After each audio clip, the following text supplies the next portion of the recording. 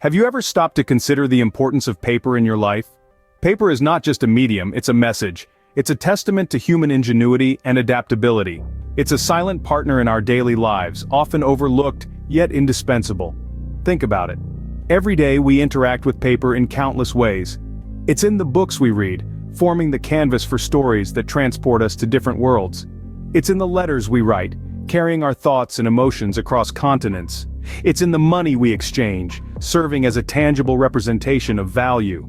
In schools and universities, paper is the bedrock of education. It's the surface on which students scribble their first letters, draft their first essays, sketch their first designs. It's the medium through which knowledge is transferred, ideas are communicated, and creativity is nurtured. In the world of art, paper is a muse. It's the blank slate that artists transform into masterpieces, using nothing more than a few strokes of a brush or a pen. It's the material that origami artists fold into intricate shapes, bringing life to a flat sheet with their skilled hands. In the realm of communication, paper is a bridge. It's the newspaper that delivers the morning headlines, the brochure that informs us about new products, the business card that introduces us to new contacts. And even in this digital age, when screens have permeated every aspect of our lives, paper holds its ground. It's the comfort of a physical book in our hands, the thrill of opening a handwritten letter, the satisfaction of ticking off a task on a paper to-do list. Paper is so woven into the fabric of our lives that we often take it for granted. But the reality is, every sheet of paper we use has undergone a complex process of transformation, from a raw material to a refined product. This is the paradox of paper. Something so commonplace yet so extraordinary in its journey. So the next time you pick up a piece of paper, think about the journey it's been on to get to you. Every piece of paper starts its life as a tree. An interesting thought, isn't it? But it's a fact. The journey of paper begins deep within the heart of a forest, where trees stand tall, ready to sacrifice themselves for the sake of knowledge, communication, and creativity. The initial stage of paper making involves the cutting down of trees. This is typically done with heavy machinery that can quickly and efficiently fell these giants of the forest. The fallen trees are then transported to the paper mills, often by river or road, marking the beginning of their transformation journey. But not all trees are created equal. Certain species are particularly favored in paper manufacturing due to their specific characteristics. Softwood trees like pine, spruce, and fir are commonly used because they have long fibers that intertwine and create a strong, durable paper.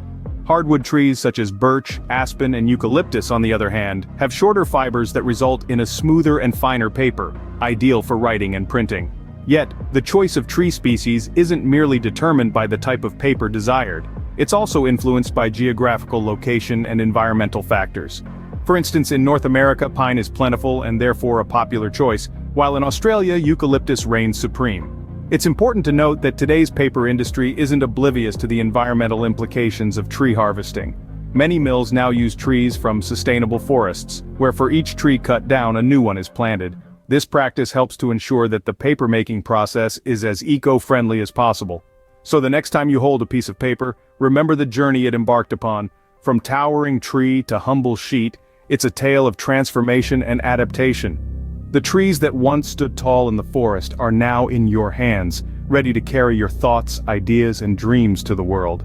From the heart of the forest, our paper's journey has only just begun. Once at the mill, the real transformation begins. Let's take a moment to appreciate the marvel of human innovation that allows us to transfigure a solid piece of wood into a thin, flexible sheet of paper. It all starts with a process called pulping. Pulping is like the magic spell in our paper-making story.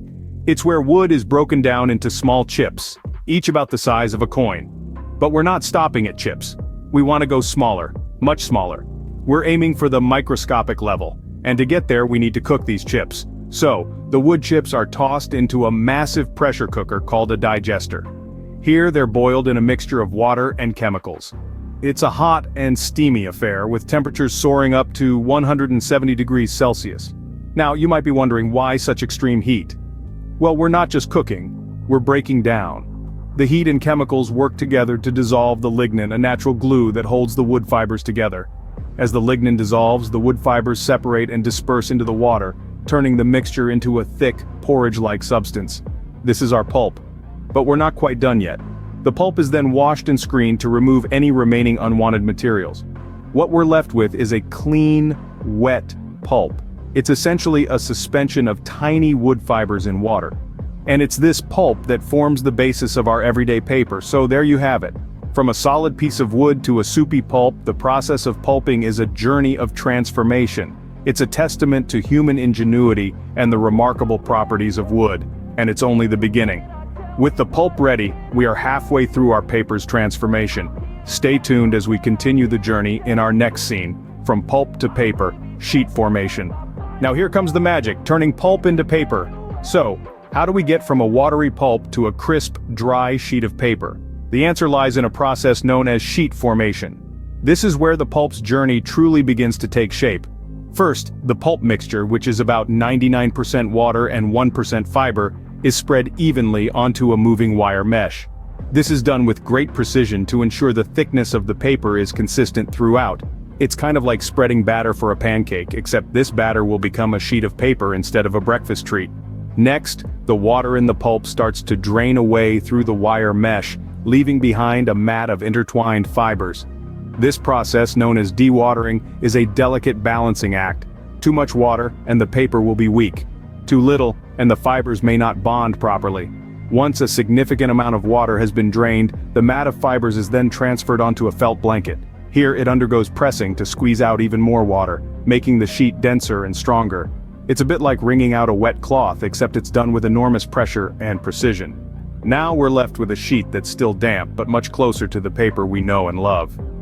This damp sheet is then passed through heated rollers, a process known as drying.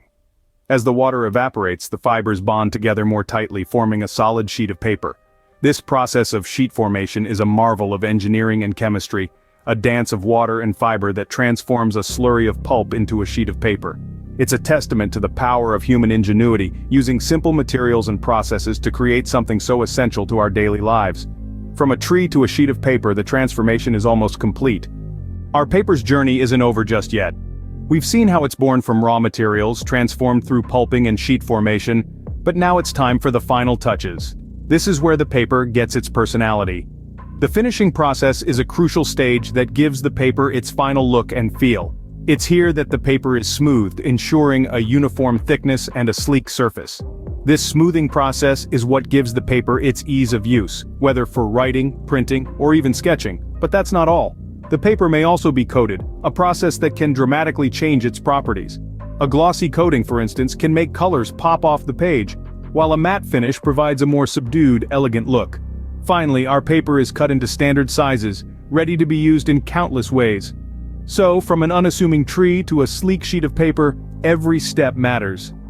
With the finishing touches applied, our paper's journey is finally complete. So, what have we learned about the journey of a piece of paper? Let's take a moment to reflect. We've seen how the process begins with raw materials, typically trees, which are transformed into wood chips. These chips are then broken down into pulp, a soupy mixture that forms the base of our paper. The pulp is then refined and drained to form sheets, which are then pressed and dried to remove any remaining water. But our journey doesn't end there. The sheets undergo finishing and coating processes to give us the smooth white paper we're so familiar with. Paper is more than just a surface to write or print on. It's the result of a meticulous journey, a testament to human ingenuity and resourcefulness. It's an everyday item with an extraordinary story behind it. Next time you use a piece of paper, remember the journey it took to get into your hand.